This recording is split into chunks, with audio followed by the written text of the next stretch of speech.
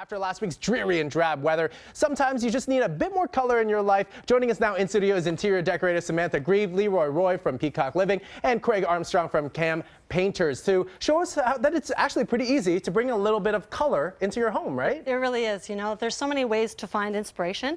You can really find it from anywhere or anything. Nature, your wardrobe can really inspire, and of course, being an artist and a decorator, that's my passion, is color. So we gravitate to the colors that we love and that we feel good in. Websites even, such as Houzz and Pinterest, can also be wonderful resources. Something I just want to point out to you, when choosing your color palette, you obviously need to think about the room that you're decorating, the feel that you're trying to create, and also remember, when you're creating the accent color, okay, you want to look at the intensity. You don't want them to be conflicting. Right. And so vary the intensity. There's a 60-30-10 rule. 60% is your dominant color, 30% is your secondary color, typically your furniture, and there's 10% being your accent color. In this case, I use the art as the inspiration. Amazing. And Thank you. Okay, so Samantha, once we have, you know, our vision in mind, I think execution. It's always about execution, and I need to bring in Leroy here because, Leroy, I'm not really good at handy things or even painting or art, but you've created something that can make it a lot easier, right? Right. So I developed a new interior decorating product called Surface Motif. It is a stenciled masking tape. It comes in a roll 18 inches wide, as you can see here, so it's similar to like wallpaper. And what makes it unique is there's a custom pattern that's already stenciled into the tape. Oh. So that once you apply it to a surface, maybe, you know, on a canvas for like arts and crafts or a wall decor, or, you know, even, you know, drywall, like a feature wall, you can easily remove different tape sections without really any measuring or cutting. Right, which is great for symmetry, right? Because a lot of times if you're doing freehand with paint, with a lot of the painter's tape, it can be a bit uneven. It can be tricky. Right. So all you do is just really create the different tape sections and remove, and then you can kind of paint it. And basically what we did here was create the same pattern that you see here on the drywall sample.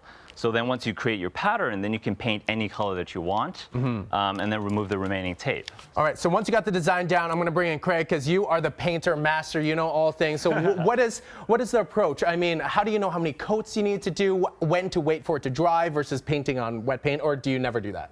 Well, in terms of painting projects, preparation is key. Right. So I like to always sand down the walls with 150 or 180 grit sandpaper. That just makes them nice and smooth for the finish coat. And then in terms of primer, a lot of the time people don't use primer, but they should. And they should when there's a drastic color change or when painting over a glossy surface. Now, if we talk about tape, there's no shame in using tape. But don't use masking tape. No, really? Because I thought it was always the same or interchangeable with painter's tape. Painter's tape is low tack, so when it comes off, so it doesn't pull off the paint as you remove it. Yeah, and the key to using painter's tape or surface motif is when you apply it, just make sure that you really firmly press down the edge. Otherwise, paint will tuck in under the edge and will wreck your wonderful paint line. Right, and so in terms of design and whatnot, always good to go in order, right? Vision, like don't jump steps, because I tend to jump steps during baking, and then it just is a disaster completely. It's definitely strategic. So I always say, consider the room that you're decorating, because that really is going to set the tone.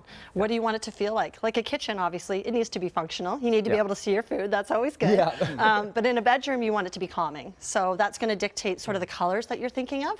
And that's why I say then look to main sources of inspiration. Nature, I would say the palettes from just looking outside with spring in the air, the colors can really sort of set your accent color and knowing how to work with those accent colors. So dare I say that the accent colors you are all wearing, which by the way is uncoordinated. Uncoordinated. Yes, that's So these are good colors that you could have in your home for the season, right? They are. Absolutely. They are. And there's something to be said for choosing a neutral that you love. A lot of people are using gray right now, as we all know. And there's a reason for that. It's very livable, and it really works with a lot of different colors. I would say they can be friends together. So like yellow right now is hot with forsythia blooming full force. It's actually in the latest issue of House and Home. And I love this. Purple. Don't be afraid of bold patterns. Leroy, Samantha, Craig, thank you so much for coming in. And it's just my excuse to get 3 people to help me to become more of an adult. So thank you very much.